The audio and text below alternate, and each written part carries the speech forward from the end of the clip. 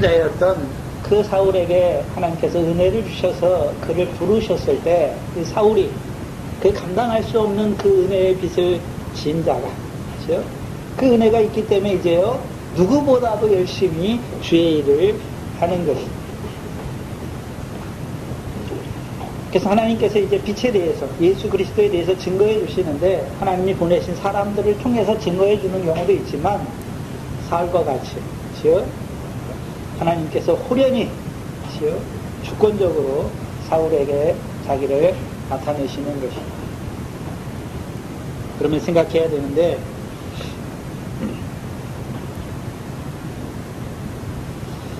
왜 하나님께서 사울을 그 빛에 대하여 증거해 주실 때 먼저 보내심을 받은 사도들이나 또는 복음을 증거하는 스데반을 통해서 증거해 주실 때 그때 듣지 못하고 대적하는 자로 살게 하셨다가 이제 하나님께서 주권적으로 사울을 부르시는 것을 왜 우리에게 보여주시는 것입니까? 그러면 사도 바울이 하나님, 우리가 생각할 때는 회방자여 핍박자여 교회를 대적하는 그 포행자로 살아가면 안 불러도 될 것 같잖아요. 근데 하나님께서는 주권적으로 하나님이 부르시는 것이죠. 왜요? 왜 부르시는 것입니까? 갈라디아서 1장 15절 16절입니다. 갈라디아서 1장 15절 16절이죠.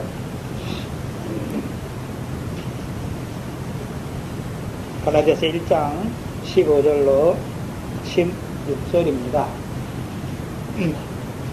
제가 읽겠습니다. 그러나 내 어머니의 태로부터 나를 택정하시고 은혜로 나를 부르시니가 그 아들을 이방에 전하기 위하여 그를 내 속에 나타내시기를 기뻐하실 때에, 사도 바울은 보내놓고 하나님이 사도로 세우시는 것입니까? 어머니의 태로부터 사도로 세우시기로 택정하신 자입니까? 사도로 세우시기로 택정하신 자입니다. 근데 사도인데 특별히 유대인을, 할례자를 위한 사도입니까? 이방인에게 복음을 전하기 위하여 이방인의 사도로 쓰시기 위해서 보내신 것입니까? 이방인의 사도로 쓰시기 위해 그 모태로부터 택정하여서 보내신 것이에요. 그래서 에레미야 1장 4절 5절에서도 에레미야를 부르실 때 내가 너를 복중에 짓기 전에 너를 알았고 내가 태어서 나오기도 전에 너를 구별하였고 너를 열방의 선지자로 세웠노라 말씀하십니다. 그래서 하나님이 쓰시는 종들은 하나님이 모태로부터 택정하시고 하나님이 부르셔서 하나님의 종으로 쓰시는 것이죠. 특별히 사도들이지요. 그렇죠? 그래서 구약에도 보면 선지자들이 있잖아요. 하나님이 일으키시는 선지자가 있고 선지자의 생도가 있어요. 그렇죠? 그럼 선지자의 생도, 엘리사 때, 엘리야 때, 엘리사죠. 엘리사 때, 엘리사를 쫓는 선지자의 생도들이 있잖아요. 그렇죠? 그럼 엘리사도 선지자고, 그 선지자의 생도들도 엘리사에게 배워서 다음에 하나님의 백성에 뭐가 되는 것입니까? 선지자가 되는 거예요. 그럼 하나님이 쓰시는 엘리야와 엘리사는 하나님이 쓰시기 위해서 모태로부터 택정한 종들이고, 그러면 나머지 선지자들 배워서, 그렇죠? 그 엘리사에게 배워서 선지자로 쓰게 하시는 종들이에요. 두 가지 차이가 무엇입니까?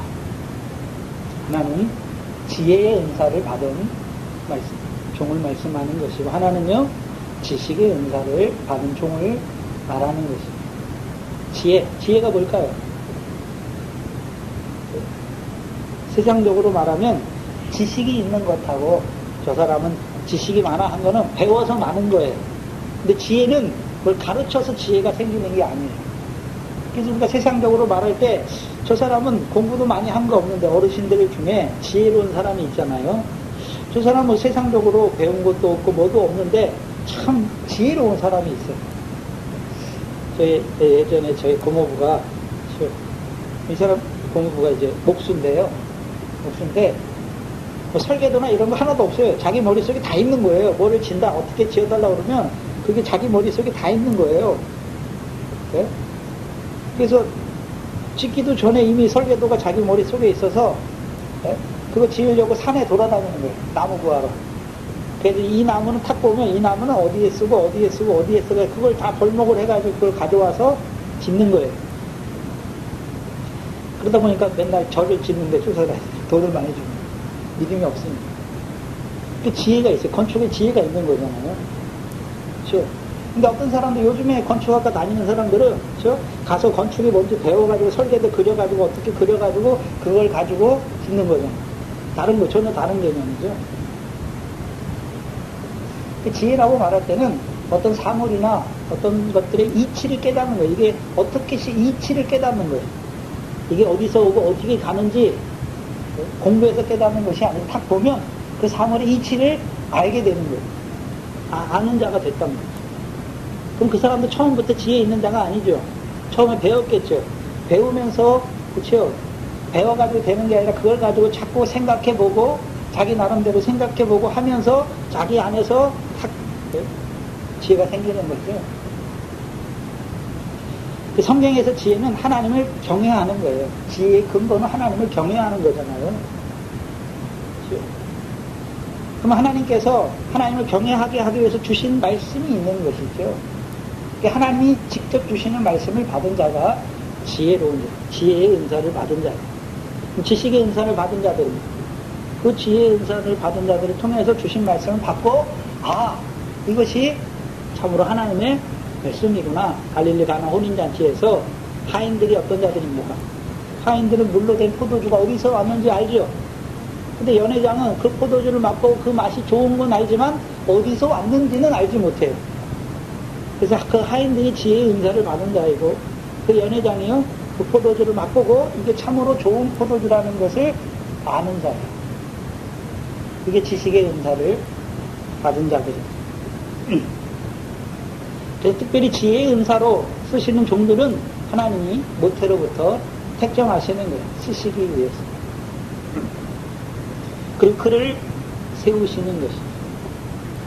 특별히 사도 바울은 로마서 15장 15절로 16절에 보시면 이 은혜는 곧 나로 이방인을 위하여 그리스도 예수의 일꾼이 되어 하나님의 복음의 제사장의 직분을 하게 하사 이방인을 제물로 드리는 그것이 성령 안에서 거룩하게 되어 받으심직하게 하려 하십니다. 이방인의 사도로 쓰시기 위해서 모태로부터 택정하셨기 때문에 그가 회방자요 핍박자요 포행자로 살아갈지라도 그를 은혜로 오래 참으시고 은혜로 그를 하나님께서 부르신 것입니다. 이게 하나님이 하시는 일이에요. 부르셨을 때 4절에 뭐를 통해서 부르십니까? 빛을 통해서 부르시는 것입니다. 예수 그리스도의 얼굴에 있는 하나님의 영광을 아는 빛을 비춰주셔서 부르시는 거예요. 한마디로 영광의 복음의 광채로 부르시는 것입니다. 저와 여러분도 우리를 부르셨는데 어떻게 부르셨습니까? 예수 그리스도를 통해서 뭘 보게 하셨습니까? 하나님의 영광을 보게 하셨잖아요. 그러니까 이제 우리가 하나님을 섬기는데 왜 어떤 하나님을 섬깁니까? 하늘의 상과 영광을 주실 그 하나님을 섬기는 자가 된 것이죠. 사도 바울은요, 증거할 자로 부르신 것입니다. 4절에 보시면 땅에 엎드러져 빛이 저를 둘러 비치니까 땅에 엎드러져 들음에 소리가 있어 가라사대 사오라 사오라 내가 어찌하여 나를 핍박하느냐 하거늘. 빛이 사울을 둘러 비쳤는데 사울이 어떻게 됩니까? 엎드러지죠. 이 빛은 생명의 빛이신 예수 그리스도에 대해서 증거하는 것이죠. 이 빛이 비춰지면 어떻게 됩니까? 땅에 엎드러지게 돼요. 그렇죠? 땅에 엎드러지게 돼요. 근데 누구만 엎드러집니까? 사울과 같이 대적하는 자들은 땅에 엎드러져요. 넷이나 그렇죠? 사마리아 사람들이나 유대인 중에 믿은 사람들이 그 예수 먼저 하나님 보내신 사람들을 통해서 그 생명의 빛인 예수 그리스도에 대해 증거해 줄 때 모든 사람들이 막 땅에 엎드러졌습니까? 아니에요. 그 사람들은요, 그 증거해 줄 때 자기 마음이 찔렸고 우리가 어떻게 할 거 할 때 베드로를 통해서 예수 그리스도의 이름으로 세례를 받고 죄사함을 받으라 그리고 성령을 선물로 주시겠다 말씀하셨을 때 믿고 세례를 받고 성령을 선물로 받음으로 사마리아 성에는 기쁨이 넘친 것이다. 근데 사울은 특이하게 그 빛을 비춰주셨을 때 땅에 엎드러지는 자가 돼요. 비슷한 부분이 계시록 1장에 보시면 1장 17절에 사도 요한이 예수님의 영광의 형상을 보게 되죠. 보게 되니까 사도 바울이 그 발 아래 엎드러져 죽은 자 같이 됐다. 계시록 말씀이 있죠. 근데 계시록 말씀하고 사울이 지금 땅에 엎드러진다는 하는 거하고는 전혀 다른 내용이에요. 엎드러지는 건 똑같은데 사울은 주 앞에 엎드러졌습니까? 땅에 엎드러졌습니까? 땅에 엎드러진 거예요. 요한은요, 주의 발 앞에 엎드러져 죽은 자 같이 되는 거예요.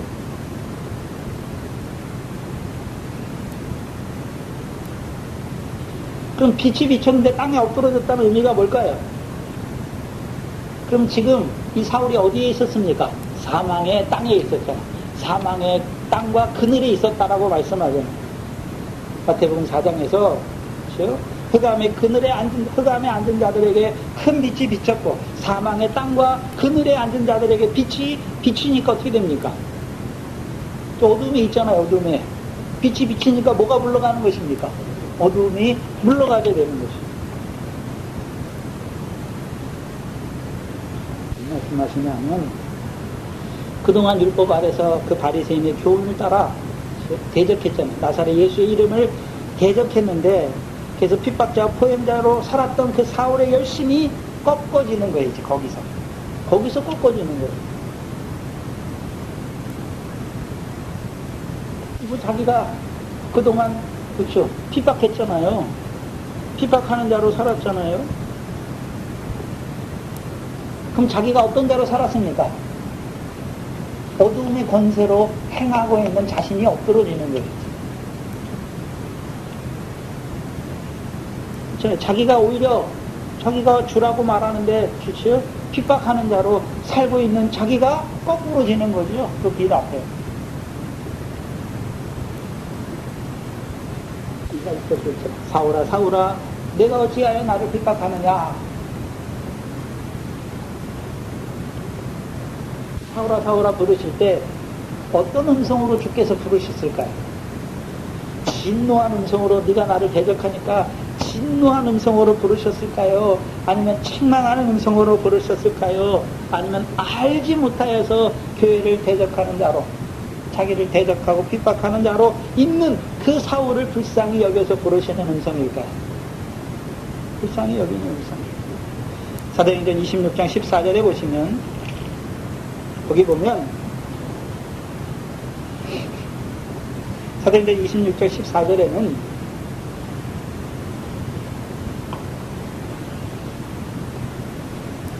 보시면 우리가 다 땅에 엎드러지매 내가 소리를 들으니 히브리 방언으로 이르되 사울아 사울아 내가 어찌하여 나를 핍박하느냐 가시체를 뒷발질하기가 내게 고생이니라. 그러면 어떤 사울을 부르고 있습니까? 고생하고 있는 사울을 부르시는 거예요.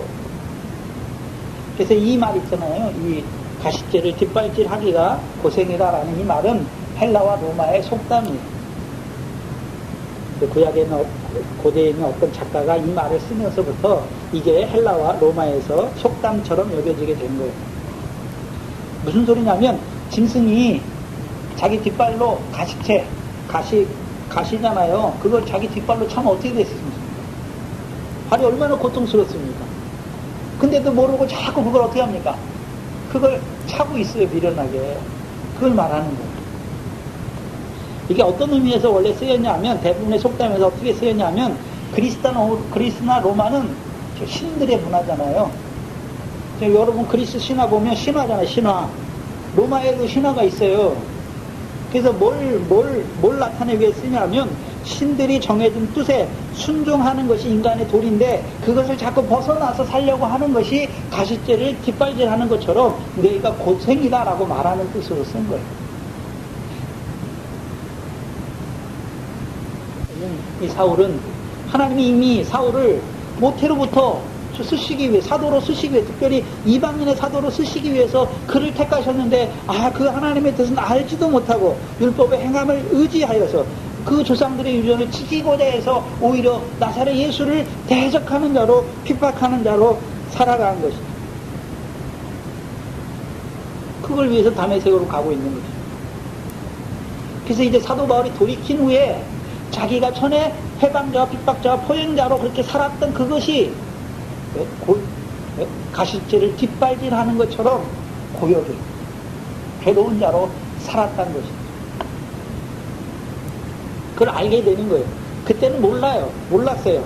근데 돌이켜주시고 자기를 사도로 쓰시고 나니까 하나님이 나를 창세전에 그리스도를 택하셨을 뿐만 아니라 모태로부터 이방인의 사도로 부르시기 위해서 나를 모태로부터 택정하셨는데, 그것도 알지 못하고서 내가 어떤 자로 살았습니까? 나사렛 예수의 이름을 대적하는 자로 살았던 자기를 보면서 안추하는 말이에요.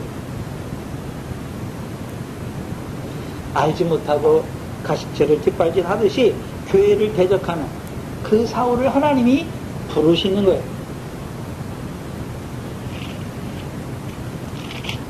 그렇다면 하늘에서부터 그 사울아 부르실 때 그 음성이 어떤 음성이겠습니까? 가시체를 뒷발질하는 것처럼 알지 못하여서 그렇게 하고 있는 그 사울을 하나님이요 부르시는 거예요. 우리 전도사님을 통해서는 죽어라 예수 안 믿는 나를 그래서 부르셨잖아요. 그럼 죽어라 부르셨지만 장로의 아들로 태어나게 하시고 어려서부터 성경을 외우게 하셨는데도 불구하고 세상에 나가서 오히려 기독교를 대적하는 자로, 교회를 대적하는 자로 살았던 그를 죽어라 부르세요. 근데 오히려 더 빗나가는 것이죠. 그를 하나님이 부르시는 거예요. 부모들이 잘 듣고 순종하는 자식 있잖아요. 그러나 엇나가가지고 자기 마음대로 자기 하고 싶은 대로 그런데 그렇게 사는 게 결국은 뭔지 부모는 다 알잖아요. 그렇게 살아가는 자녀를 부모가 부를 때 어떤 심정으로 부르겠습니까? 그렇게 살았으니까 너는 부모 말도 안 듣고 그렇게 네가 살고 싶은 대로 살았으니까 네가 그런 고생당하는 게 아이고 고소하다 시원하다 그럴 부모가 어디 있습니까? 더 불쌍한 거죠. 더 애틋한 것이죠. 그 애틋한 마음으로 지금 부르시는 거예요. 그렇다면 생각해 보세요. 오늘도 알지 못하여서 하나님을 거역하고 하나님의 진노를 자취하는 자로, 더 나아가서 대적하는 자로 살아가는 그들을 우리는 어떻게 보고 하나님은 어떻게 보십니까? 가시새를 뒷발질하는 것처럼 하나님이 그를 불쌍히 보신단 말이죠. 근데 우리는요, 안 믿는 남편 내 속 상하게 막 이렇게 하면 어떻습니까? 에휴, 내가 저런 원수 같은 남편을 만나가지고, 믿음 없는 남편을 만나가지고 원망하잖아요. 근데 하나님은 그렇지 않으세요. 알지 못해서 그렇게 살아가는 그를 불쌍히 여기신다는 거예요. 그래서 우리가 하나님의 심정이 돼야 되잖아요. 아비의 심정을 자식에게, 남편에게, 하나님의 아버지의 심정을 남편이 알 수 있도록. 그게 전도예요. 다른 게 전도가. 나는 잘났고 나는 예수 믿으니까 당신은 안 믿으니까 업신여기거나 무시하거나. 베드로전서 3장에 뭐라고 말씀했습니까? 믿지 않는 남편이 있거든 버리라 말씀했습니까? 주께 순복하듯이 신복하라 말씀하셨습니다. 순복하는 거예요.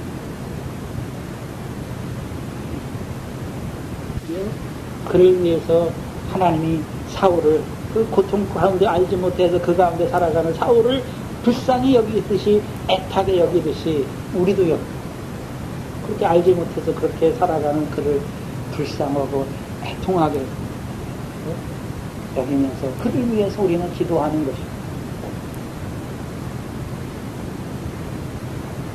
내가 어찌하여 나를 핍박하느냐 말씀하십니다.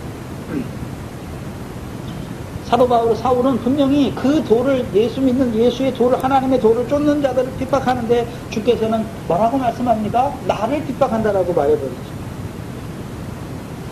우리가 마태복음 25장 32절 이하에 지극히 작은 자 하나에게 하는 것이 누구에게 하는 것입니까? 주께 하는 것이죠. 지극히 작은 자 하나를 희롱하고 핍박하는 것이 누구에게 하는 것입니까? 지극히 작은 자를 미련한 놈이다 나가라 미워하는 것. 네? 미워하는 것이 누구를 미워하는 것입니까? 주를 미워하는 것. 여러분이 남편을 알지 못하고 행하는 남편을 미워하는 것이 누구를 미워하는 것입니까? 주를 미워하는 거예요. 네? 알지 못해서 그렇게 해가고 있는 것을 불쌍히 여겨야죠. 이렇게 봐야 되는 것입니다. 신학적으로 그렇죠? 왜 도를 믿는 그 교회를 핍박하는데 왜 주를 핍박한다, 나를 핍박한다라고 말씀할까요? 교회는 그리스도의 몸이잖아요. 교회는 그리스도의 몸이잖아요. 이거 몸을 핍박하는 게 누굴 핍박하는 것입니까? 주님을 핍박하는 것이나 똑같단 말이죠. 근데 알지 못해서 그렇게 하게 있는 것이죠. 더 나아가서 그러면 한번 생각해 봐야 되는 것은 사울이 하나님의 교회를 핍박하기 전에 회방자와 핍박자, 포행자가 되기 전에 하나님이 부르실 수는 없었는가? 이제 부르셔서 하나님이 쓸 수도 있잖아요. 왜 근데 한번 그 핍박하는 자로, 포행자로, 회방자로 살아가게 하신 후에 부르시는가 하는 것이죠. 분명히 로마서 11장 29절에 하나님의 은사와 부르심에는 후행하심이 없어요. 그럼 하나님이 그렇게 하신 거예요. 사울을 한번 그렇죠. 바리새인의 엄한 교훈 아래서 회방자와 핍박자와 포행자로 한번 살아가게 하시고 그를 하나님께서 은혜 가운데 부르신 이유가 무엇이냐 하는 것이죠.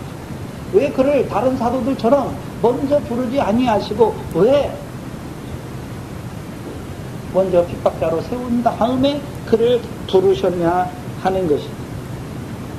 첫 번째는요, 바리새인의 교훈이 결국 어떻게 되는지를 보여주십니다. 사울이 바리새인의 교훈 아래 있잖아요. 그래서 바리새인의 교훈의 결국이 어떻게 되는지를 보여주세요. 성경에 나오는 바리새인의 교훈은 바리새인의 교훈을 가진 자들은 다 예수를 대적하는 것입니까? 아니에요. 바리새인의 그 열심히 지나치다 보면 이제 마지막에 가서 예수를 대적하는 거예요. 그래서 마태복음 순서를 보면 바리새인의 교훈은 첫 번째 어떤 교훈입니까? 율법을 가지고 자기를 높이잖아요. 사람들 앞에 자기를 높여요. 그게 외식이죠. 율법을 행해요. 지켜요. 근데 왜 지킵니까? 사람의 칭찬과 영광을 얻기 위해서. 또 하나님의 말씀을 가지고 자기를 높이는 거예요. 내가 하나님 앞에 이렇게 했다. 오늘도 그런 자리가 얼마나 많습니까? 내가 하나님의 교회를 위해서, 내가 하나님을 위해서 뭐 했다. 바리새인의 교훈이에요. 외식이란 말이죠. 두 번째, 거기서 더 나가면 어떤 자가 됩니까? 하나님과 재물을 겸하여 섬기는 자가 됩니다. 율법의 행위로 사람의 칭찬과 더 나아가서는요, 하나님 앞에 내가 이거 행했으니까 율법의 복을 구하는 자가 되는 거예요. 하나님과 재물을 겸하여 섬기는 자가 되는 거예요. 더 나아가면요, 율법으로 자기를 의롭다고 여기고 형제를 어떻게 합니까? 멸시하고 판단하고 정죄하는 자가 되는 거예요. 더 나아가면요, 마태복음 23장 12절 이하에 7가지 화를 이루는 자가 되는 거예요. 7가지 화를 이루는 자가 되죠. 예수님은 뭘 이루러 오셨습니까? 우리에게 하나님 나라의 7가지, 8가지 복을 주시기 위해서 오셨는데, 오히려 이 바리새인들은 하나님의 말씀을 가지고 7가지 화를 이루는 자가 되잖아요. 바다와 육지를 두루 다니면서 배나 지옥 자식이 되게 하고. 두 번째가 뭐였죠?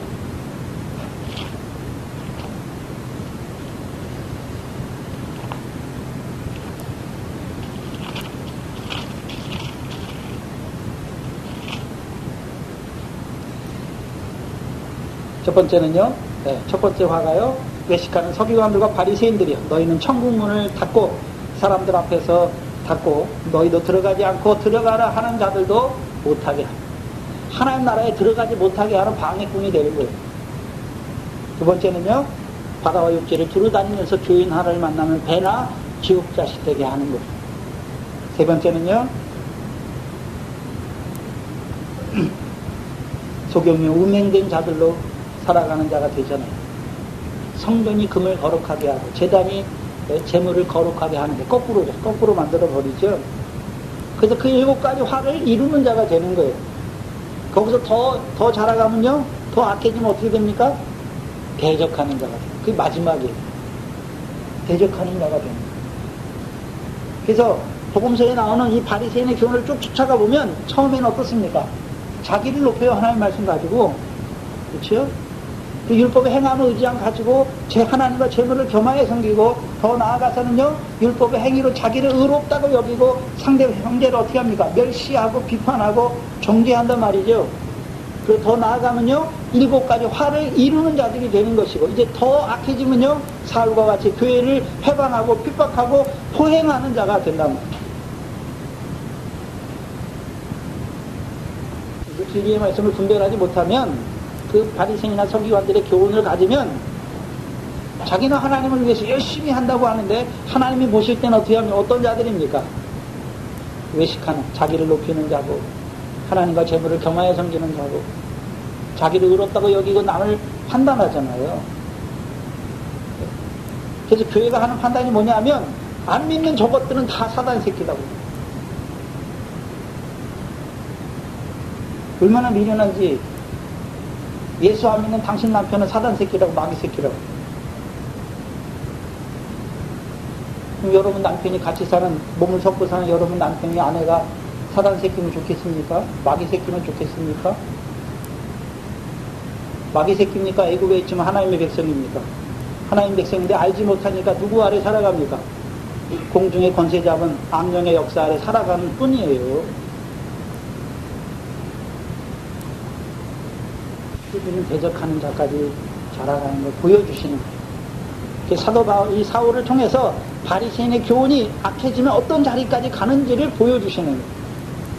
근데 그 악한 자리에 있을지라도 누구 백성입니까? 하나님의 백성이죠. 하나님이 부르신.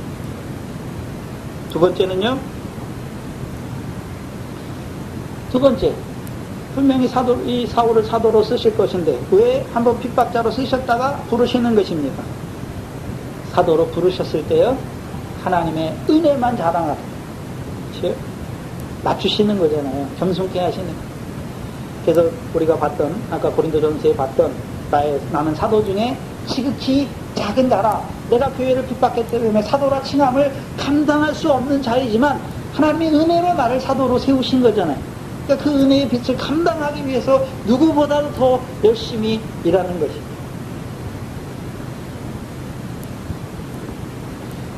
베드로가 제자들, 나머지 제자들 생각해 보세요. 사도 요한을 빼놓고. 베드로는 3번이나 저주하며 맹세한 부인하죠.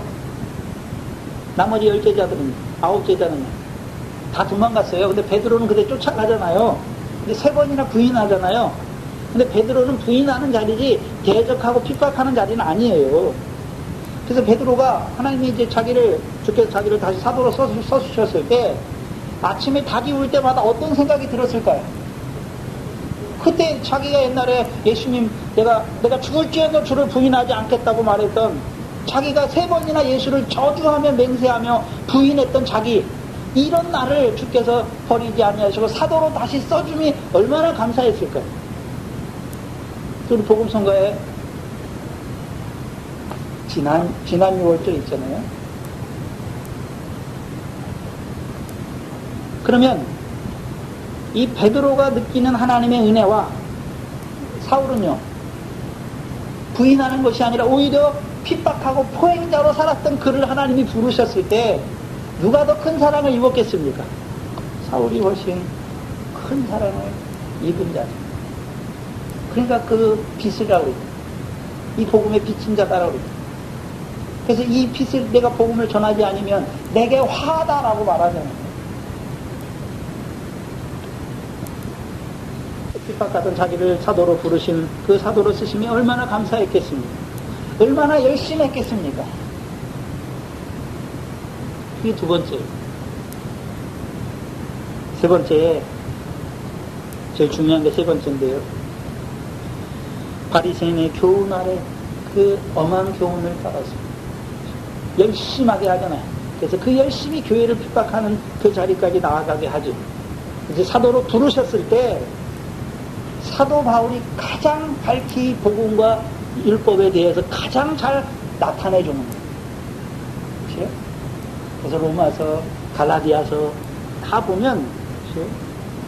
복음과 율법에 대해서 가장 잘 깨닫는 자가 돼요. 그래서 깨달을 뿐만 아니라 가장 밝히 교회의 복음과 율법과 복음의 관계에 대해서 가장 잘 나타내 주세요. 요한은 그런 게 없어요. 사도 요한 어디를 뒤져봐도 율법과 복음의 관계가 뭔지 안 나타나 있어요.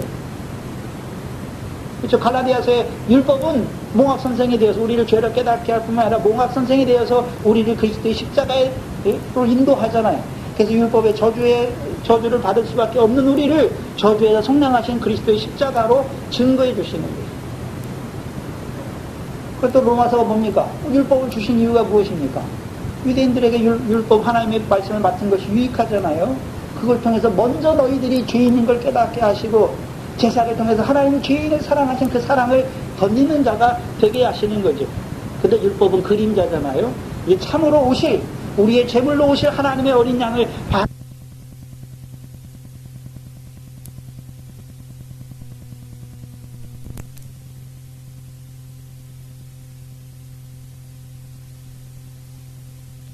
하나님의 의를 복종치 아니하고 나아가서요 대적하는 자가 된 것을 보여주시는 거예요.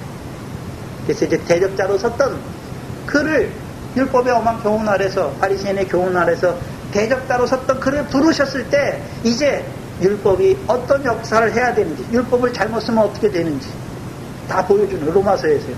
율법에 행함을 의지하던 그들 결국 어떻게 됐습니까? 감람나무에서 끊어지고 그 대신요 이방인 너희가 대신 접붙임을 받은 것을 보여주시죠. 그래서 이제 사도로 세우셨을 때 복음과 율법을 가장 잘 드러내주는 사도가 되는 거예요. 다 하나님의 섭리 가운데 이루어지는 거예요. 5절에 보시면 주여 니시니까 니시오니까 나는 내가 핍박하는 예수라.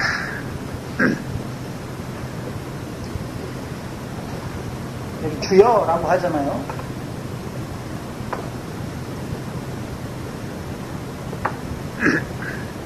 유대교는 유일신 여호와 하나님 유일신이에요.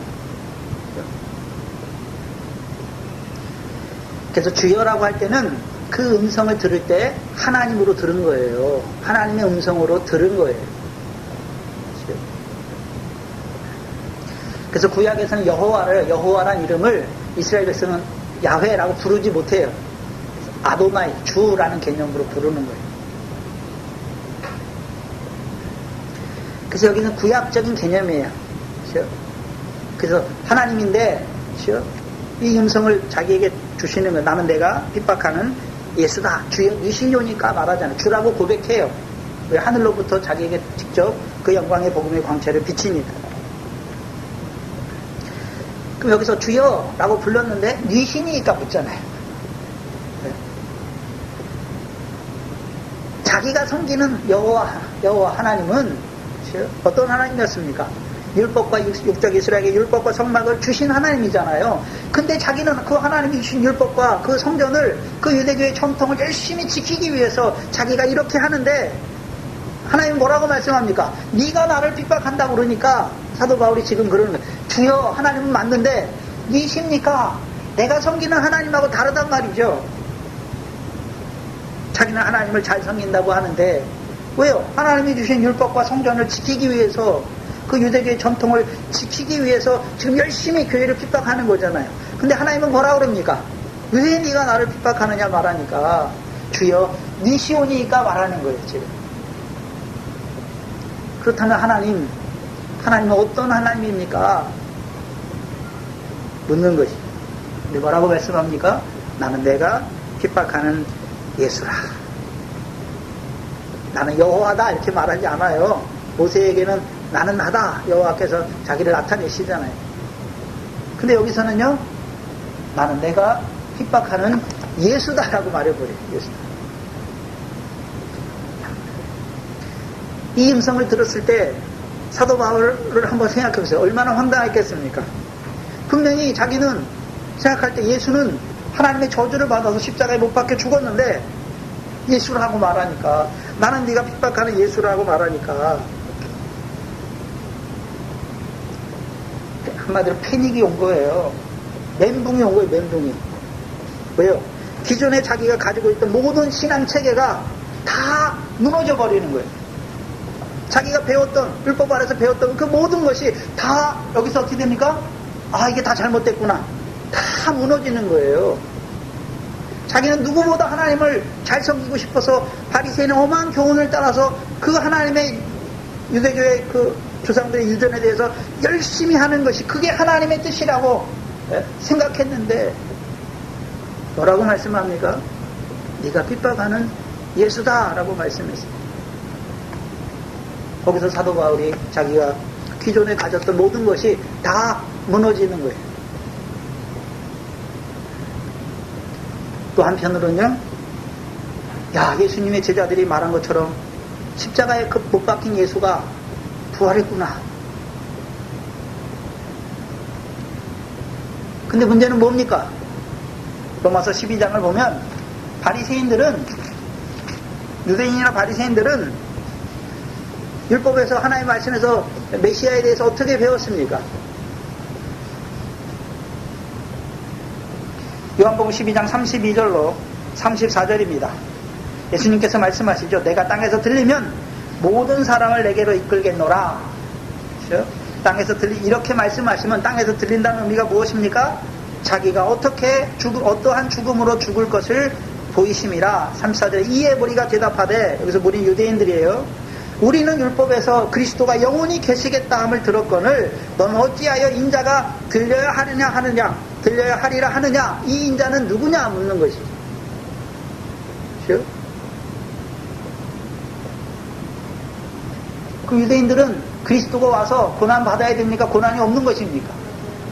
고난이 없는 거잖아요.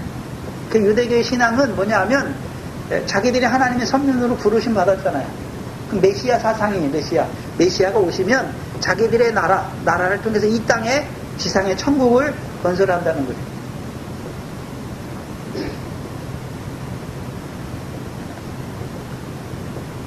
그러면 지금 사울이 그동안 그 바리새인의 교훈을 받았으니까 그리스도는 고난을 받지 않는데, 분명히 예수는 십자가에 죽었는데, 그리고 부활했네?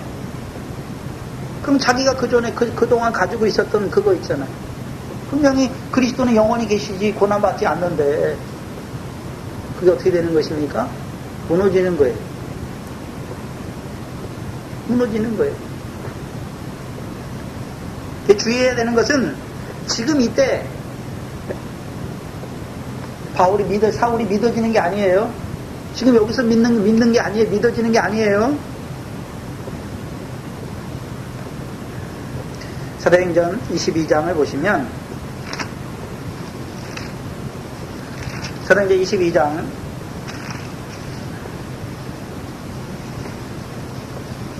11절로 16절을 보시면, 11절에 나는 그 빛의 광채를 인하여 볼 수 없게 되었으므로 나와 함께 있는 사람들의 손에 이끌려 다메섹으로 들어갔지요. 그리고 이제 12절에 율법에 의하면 경건한 사람으로 거기 사는 모든 유대인들에게 칭찬을 듣는 아나니아라 하는 이가 와서 이가 내게 와 곁에 서서 말하되 형제 사울아 다시 보라 하거늘 즉시 그를 쳐다보아노라. 그가 또 가로되 우리 조상들의 하나님이 너를 택하여 너로 하여금 자기의 뜻을 알게 하시며 저 의인을 보게 하시고 그 입에서 나오는 음성을 듣게 하셨으니 내가 그를 위하여 모든 사람 앞에서 너의 보고 들은 것에 증인이 되리라. 이제 왜 주저하느냐? 일어나 주의 이름으로 불러 세례를 받고 너의 죄를 씻으라 하더냐 씻으라 하더라 말이야. 그러면 이때 믿고 세례를 받는 것입니까? 이때는 아직 안 받는 것입니까? 아직 다메섹에서 이 음성으로 부르실 때는 아직 그렇죠? 세례 받고 죄 사함을 얻지 못했잖아요. 왜요? 아나니아를 통해서 이제 세례를 받게 하시고 죄사함을 얻게 하시는 거니까. 그렇죠? 이 잘못 보면 제가 주석들을 몇 군데를 참고하는데 여기 다 뭐라 그러냐면 이때 믿었다고 말하고 이때 다 성령을 받았다고 다 말해버려요. 아니에요. 일어나 성으로 들어가라. 행할 것을 내가 이룰 자가 있느니라. 이제 거기서 이제 거꾸로 지고 성으로 다메섹 성으로 들어갈 때는 돌을 쫓는 자들을 결박하기 위해서 갑니까? 그렇죠? 그거는 깨졌잖아요 이제. 그렇죠? 왜요?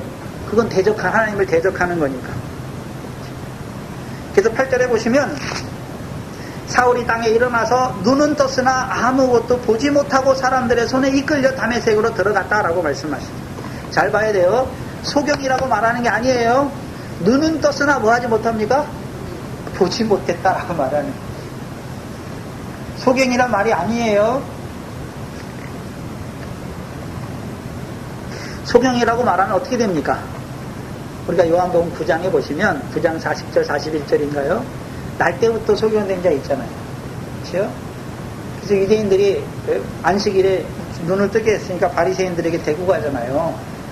그렇죠? 그래서 바리새인들이 그에게 묻잖아요. 왜 안식일을 범했느냐? 그가 누구라고 생각하느냐? 묻잖아요. 그리고 마지막에 그 소경으로 났다가 실로하면서 씻음 받은 자가 예수님을 붙잡잖아요. 그러면서 말하잖아요. 바리새인들에게 너희가 소경되었다면 그렇죠? 죄가 없었으려니와 너희가 거저 본다고 하니 너희 죄가 거저 있느니라 말씀하셨어요. 바리새인들은 죄가 거저 있어요. 왜요? 바리새인들이 보는 게 무엇입니까? 뱀의 눈으로 보는 거예요. 뱀의 눈으로. 뱀의 눈으로 보니까 율법의 행함을 의지하는 것이 그것이 잘못된 것입니까? 아니면 그것이 바른 자기들은 잘한다고 생각하는 것입니까? 하나님이 율법을 왜 주셨습니까? 죄를 깨닫게 하기 위해 주셨는데 자기들은요 율법으로 자기 행함을 자기 의를 세우는 자가 되잖아요. 그러니까 죄를 봅니까? 못 봅니까? 못 보니까 죄인의 구주가 필요합니까? 필요 없습니까? 필요 없는 거예요. 그러니까 예수를 부인하는 자들이 되는 거예요. 그러면 생각해 봐야죠. 지금 사울은 그전까지 필요가 없었잖아요. 예수의 구원이 필요 없는 거잖아요. 왜요? 자기들은 율법에 의로운데 고난이 필요 없는 거예요. 그래서 그리스도의 고난이 필요 없다라고 말하는 거예요. 근데 그들의 조상들은 모세나 선지자들은 그 율법을 통해서 죄를 깨닫고 율법과 선지자가 증거한 하나님의 의에 대해서 말씀하죠. 오실 예수 그리스도에 대해서 증거한 것이잖아요. 근데 이들은요. 네? 뱀의 눈을 가진 자가 되니까 마귀의 자식이 되니까 하나님께 속한 자가 아니라 마귀에게 속한 자가 되니까 거의 율법을 가지고 있는데 거짓되이 사용하잖아요. 그러니까 자기 죄가 거저 있어요. 죄를 지면서도 죄가 뭔지 알지 못해요. 그런데 이제 사울은 가다가 다메섹에서 그 빛과 그 음성을 통해서 자기가 누구를 대적하는 자가 됐습니까? 하나님을 대적하는 자가 된 자기가 어떤 자입니까? 죄인이라는 걸 이제 알게 된 거예요.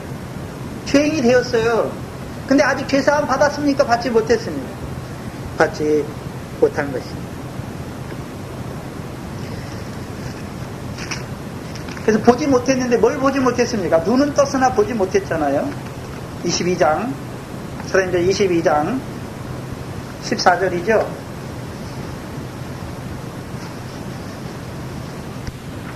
사도행전 22장 14절입니다.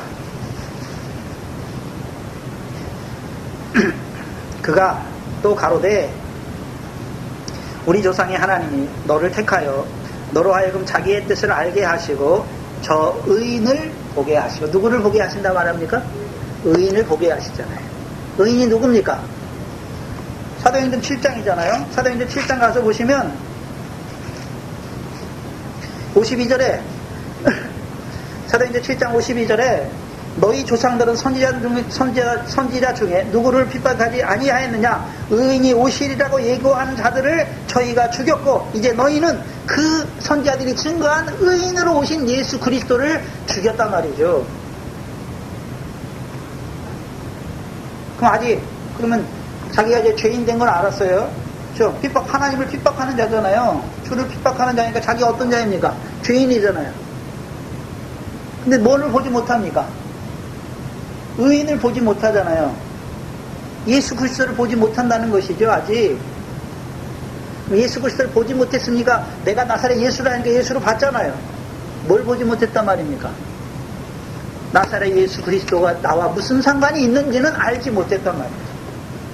분명히 예수가 십자가에 죽은 걸 알죠.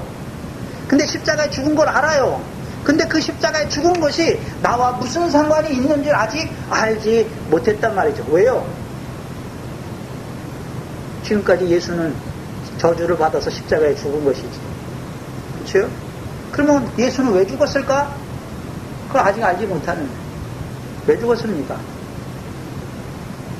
하나님의 의잖아요. 우리를 하나님 앞에 의로운 자로 세우시기 위해서 우리의 죄와 우리의 율법의 저주를 그가 지시고 우리를 하나님 앞에 의로운 자로 세우시는 화목 제물로 죽으신 것이죠.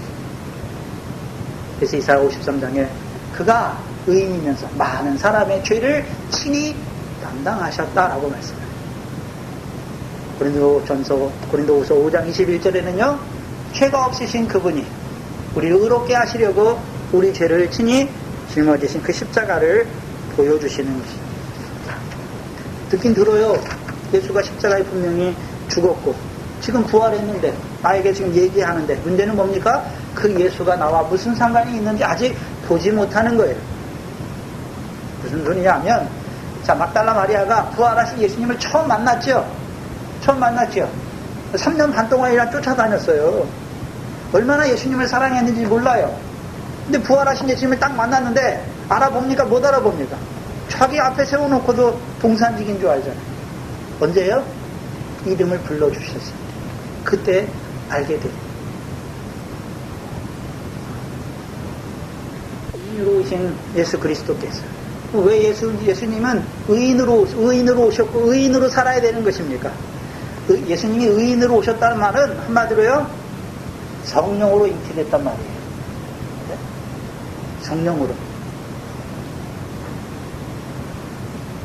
저와 여러분은요 부모의 사랑을 통해서 잉태된 것이죠. 예수님은 성령으로 잉태된 거예요. 그러니까 죄가 원죄의 역사, 아담의 원죄의 역사를 입고 오지 않는 거예요. 또한 이 땅에 사실 때도 죄가 없으신 의인으로 살았지요. 그래야 제물로 합당한 거예요. 죄가 있는 자가 죄인을 위해서 죽으면 아무것도 쓸 필요가 없는 거예요. 죄가 없으신 그분이 우리의 죄를 대신 지시고 하나님 앞에 화목제물로 죽으셔야 하는 거예요. 의인으로서 죄인을 위하여 십자가에 죽으신 것입니다. 근데 지금 사울은 분명히 자기가 죄인인 걸 아는데 예수님이 나무에 달려 죽은 것이 왜 죽었는지 자기가 무슨 상관이 있는지 아직 깨우치지 못한 거예요. 이거는 봤습니까? 부활하신 예수님 봤잖아요. 그래서 고린도서 15장 8절에 맨 마중에 만삭되지 못하여 난 자 같은 내게도 보이셨다라고 말씀하셨어요. 부활하신 예수님이 그 사울에게 자기를 나타내 주신 것이죠. 7절에 같이 섰던 사람들은 소리만 듣고 아무도 보지 못하여 말을 못하고 섰더라 말씀하시죠. 소리를 들었는데 사울이 들은 소리를 들었을까요? 아니에요. 요한복음 12장에 보면 하늘로부터 예수님께 소리가 나잖아요. 내가 나를 영화롭게 하고 또한 영화롭게 하리라 했더니요 옆에 서는 사람들이 뭐라고 말합니까? 하늘에서 우레가 울었다라고 말하는 거예요. 만약에 그 소리를 들었다면 같이 가는 자들은 어떤 자였을까요? 그들도 사울과 같이 뭐하러 갔을까요? 핍박하러 갔잖아요. 근데 그들은 듣지 못해요. 들었으면 어떤 자가 됐을까요? 사울과 같이 다 눈을 떴으나 보지 못하고 다 들어가야 되는 거예요. 그리고 아나니아를 통해서 죄사함을 얻게 하는 세례를 받아야 하는 것이죠. 성령을 받아야 되는 거예요. 근데 없어요. 그 전에 사흘 동안을 보지 못하고 식음을 전폐하니라. 금식했다는 것을 보여주세요. 그럼 사흘 동안 이 사울이 뭐 했을까요? 그 다메섹 사건을 깊이 생각했겠죠. 누구에 대해서 생각했을까요? 예수에 대해서 생각했겠죠. 또 한편으로요, 그 조상들의 유전을 잇는 그 열심하던 바리새인의 신앙이 어떤 것인지를 알고 그걸 생각하는 것이겠죠. 나아가서요, 기도하는 거예요. 뭘 기도하겠습니까? 눈을 떴는데 보지 못하잖아요. 보게 해달라고 기도할 거 아닙니까? 그렇죠? 예수가 십자가에 죽었는데 그게 메시처럼 그 그리스도 종의 고난이 받는데 그가 누구인지 지도해주는 사람이 없잖아요. 그러니까 그걸 읽으면서도 고민하는 것이죠. 사도행전 9장 11절 12절에 보시면 주께서 가라사대 일어나 아나니아에게 하신 말씀이죠. 직가로 하는 거리로 가서 유다의 집에서 5 사울이라 하는 자를 찾으라. 저가 뭐 하는 중이라고요? 기도하는 중이라. 그럼 기도한 중에 저가 아나니아라 하는 사람이 들어와서 자기에게 안수하여 다시 보게 하는 것을 보았느니라. 그럼 누가 보았습니까? 사울이 뭘 기도하는 중에 뭘 깨달았습니까? 하나님께서 뭘 알려주셨습니까? 아나니아라 하는 사람이 와서요, 다시 사울로 하여금 다시 보게 하여 주는 것을 깨닫는, 하나님이 그걸 알려주신 거잖아요. 그러면 왜 하나님이 아나니아를 보내시는 것입니까? 하나님의 의에 대해서, 예수의 십자가에 대해서 생각하는, 그래서 예수의 이름으로 세례를 받게, 세례를 받는 자로 세우는 거잖아요. 그럼 세례를 받는다는 의미가 뭘까요? 아나니아는 어떤 세례를 줬을까요? 예수 그리스도 이름으로 세례를 주고 죄사함을 받으라. 그리하면요, 성령을 선물로 받게 하는 것이죠. 17절이죠. 아나니아가 떠나 그 집에 들어가서 그에게 안수하여 가로되, 형제 사울아, 주 곧 내가 오는 길에 나타나시던 예수께서 나를 보내어 너로 다시 보게 하시고 뭘 주신다고요? 성령의 충만함을 주신다.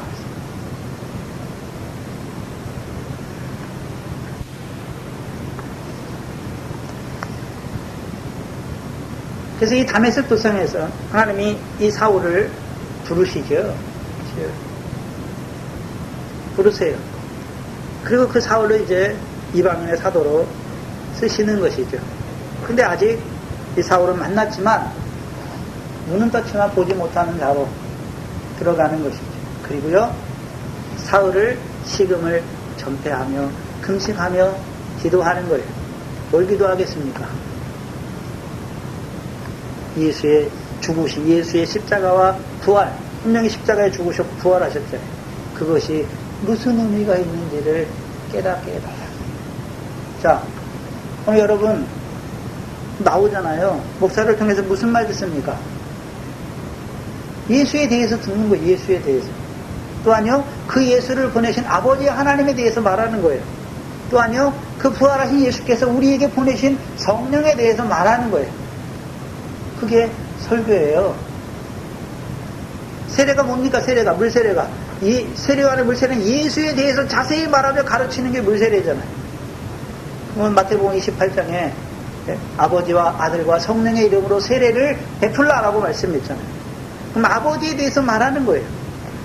아버지가 보내신 아들에 대해서 말하는 것이고, 그 아들이 우리에게 주신 성령에 대해서 말하는 거예요. 한마디로요, 삼위 하나님에 대해서 말하는 거예요. 그럼 삼위 하나님과 나와 무슨 상관이 있는지를 알아야 하는 것이죠. 삼위 하나님과 여러분과 우리가 무슨 상관이 있습니까? 하나님이 아버지잖아요. 근데 우리 육신의 생명을 주신 아버지는 아니죠. 무슨 아버지입니까? 영의 생명을 주신 아버지. 그래서 내가 하나님 뭐라고 부릅니까? 아버지라고 부르죠. 왜요? 생명관계, 생명관계. 그럼 언제 아버지 됐습니까? 창세전에 그리스도 안에서 나를 아들의 영으로 택하셨단 말이에요. 그리고 이 땅에 보내셨죠. 천지를 창조하신 아버지 하나님이죠. 그리고 우리를 이 땅에 보내시는 거잖아요. 보내셨는데 왜 아들을 또 보내십니까? 아들은 왜 오셨습니까? 고난과 부활이죠. 영광에 들어가기 위해서 오신 것이죠. 왜 고난 받으셨습니까? 우리를 하나님 앞에 의로운 자로 세우시기 위해서. 왜 부활하셨습니까? 부활하시로 말미암아 우리로 하여금 구원을 얻게 하기 위해서 성령을 부어주어서 우리로 하여금 하나님 나라에 들어가게 할 뿐만 아니라 그 하나님 나라에서 하늘의 상을 얻는 구원을 얻는 자로 살아가게 하시기 위해서. 그럼 성령은 왜 주셨습니까? 그 나라 의를 구하지만 우리가 그렇게 살 수 없어요. 성령이 오셔야 우리로 하여금요 그 나라와 의를 이루는 자가 되게 하시는 거예요. 성령의 결실과 열매를 맺게 하시는 것이죠. 우리가 맺는 게 아니에요.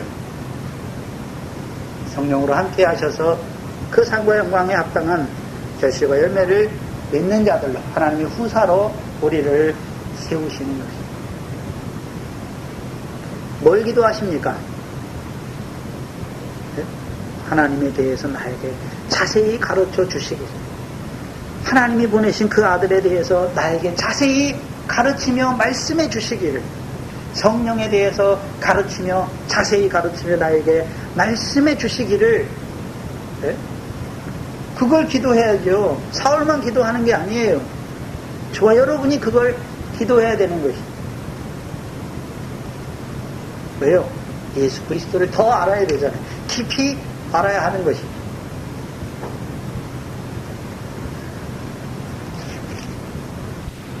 문제는 뭐냐 하면 가르치는 자가 있어요. 아버지와 아들과 성령의 이름으로 세례를 주라. 누구로 주게 하시는 것입니까? 하나님이 세우신 종들을 통해서 주게 하시는 거예요. 하나님이 세우신 종들을 통해서 주게 하시는 거예요. 그럼 언제 줍니까? 제가 세례 언제 베푸나요? 세례 받는 자 있고 성찬 때만 세례 베푸 그렇습니까? 이 말씀 시간이 지금 세례 시간이에요. 아버지와 아들과 성령에 대해서 말하는 자라요. 어떤 아들이신지, 우리와 무슨 상관이 있는지, 어떤 아버지이신지, 그 아버지께서 오늘도 그 아들을 통해서 우리에게 이루고자 하시는 것이 무엇인지, 이제 그 성령 하나님을 보내주셔서 오늘도 우리 몸을 성전 삼게 하셔서 우리로 성령이 구하는 성전으로 살게 하시는 그 하나님의 뜻이 무엇인지를 아는 자가 됩니다. 여러분 기도하세요. 하나님 나와 싸우니 내 귀를 열어주셔서 아버지와 아들과 성령에 대해서 가르치시고 자세히 가르치시고 말씀하시는 그 말씀을 들음으로 나도 삼위 하나님과 동행하는 자로 살아가는 자가 되기를 기도하시기 바랍니다. 기도하겠습니다.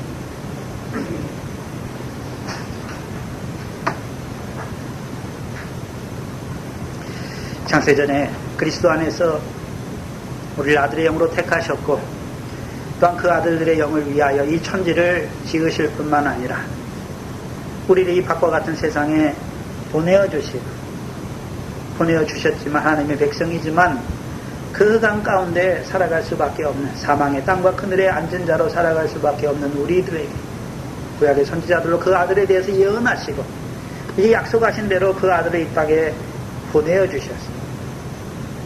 그의 십자가와 부활을 통해서 그 사망의 그늘에 앉은 자들에게 큰 빛, 그 생명의 빛을 비추어 주셨어요.